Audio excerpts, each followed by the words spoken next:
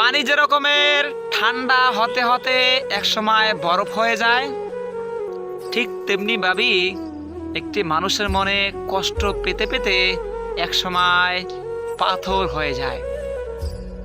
এটাই হলো বাস্তব, তাই না? চরিত্রটা লবণের মতো বানাও, দেখবে না পারবে তোমাকে কেউ বেশি ব্যবহার করতে, আর না পারবে তোমাকে ছেড়ে থাকতে। যেই বয়সে আমি আল্লাহ তাআলাকে সিজদা দেওয়ার সুযোগ পেয়েছি, সেই বয়সে এখন অনেক মানুষ রয়েছে অন্ধকার কবরে। দুইটি চোখ কখনোই জাহান্নামের আগুন স্পর্শ করবে না। এক নাম্বার চোখ হলো যে চোখ দিয়া আল্লাহ তাআলার ভয়ে কান্না করা হয়। দুই নাম্বার চোখ হলো যে চোখ দিয়া আল্লাহর রাস্তায় পাহারা দেওয়া হয়। এই দুই ব্যক্তির চোখ কখনোই জাহান্নামের আগুন স্পর্শ করবে না। বেঈমানকে কখনোই সুযোগ দিতে নেই, কারণ এরা কখনোই আপনার মর্ম বুঝবে না। রাজারা যদি গরিব হয়, মনটা কিন্তু রাজার মতোই থাকে, আর ছোট লোক যখন ধনী হয়, মনটা কিন্তু ছোট লোকের মতোই থাকে। শত্রু কিন্তু আপনার আশেপাশেই থাকে।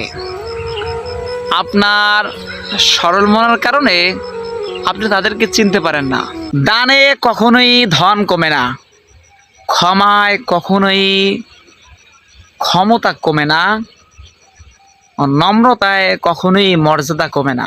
হাঁটছি জাহান্নামের পথে, আর ভাবছি পথ শেষে পৌঁছে যাব জান্নাতে। মানুষের চরিত্র হলো একটি দোকান, আর মুখ হচ্ছে সেই দোকানের তালা।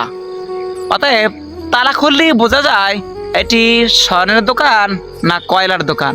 মানুষ ভুলে যায় সে কখনোই ভালো মানুষ হতে পারে না, সে হলো সুবিধাবাদী।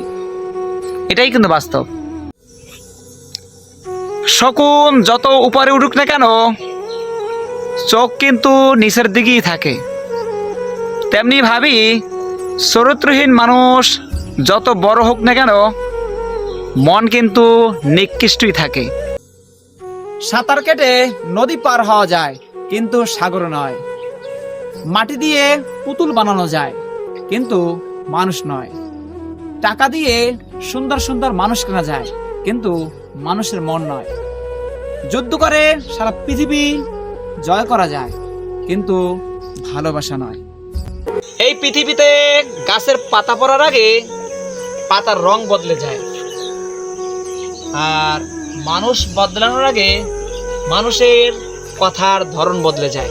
হারামে গড়া প্রসাদের চেয়ে হালালে গড়া কুড়ের ঘর কিন্তু অনেক অনেক ভালো এবং শান্তিময়।